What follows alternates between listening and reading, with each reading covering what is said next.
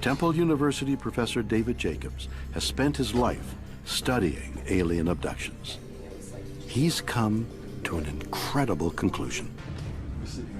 I was not a great believer in abductions when I began this work, and now the evidence has persuaded me that alien abductions are real. Over 3 decades, Jacobs' research has stacked up numbers which are impossible to ignore.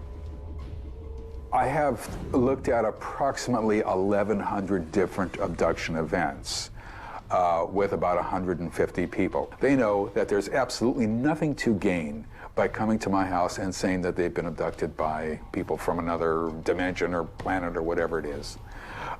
It's all downside, there's no upside. It makes them look crazy, they don't want their names used, they don't want people to know that they're even coming here. I have worked with people who refuse to tell me their names. They just work under a fake name altogether, and I understand that. People are abducted with their families. They are abducted with strangers. They're abducted in groups. People can verify each other's abductions.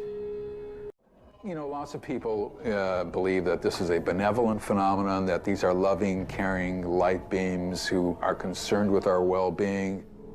But Jacobs believes the aliens have a much more sinister purpose. People have unusual experiences related to UFOs, and they can't remember what happened to them. There might be a 2, 3, 4-hour missing time period that they can't account for, and nobody else around them can account for it either. Are aliens erasing the memory of their victims? Why? Jacobs believes he can find the answer using hypnosis. I feel I'm sliding out of the bed. Are you alone at this time?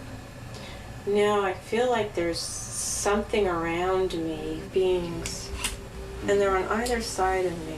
I'm scared. When I'm under hypnosis, I remember being examined, some sort of medical exam or some sort of medical procedure. All abductees say the same thing. They are required to lie on a table, and when they do that, a series of physical, reproductive, and mental procedures are performed upon them. They have a staring procedure whereby a gray alien will stare directly into their eyes from a distance of 1 inch, or maybe even touching foreheads.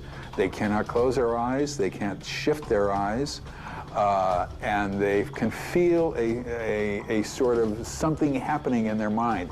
It might be flashes of images, it might be the evocation of feelings, it might be all sorts of things that these beings want to have happen.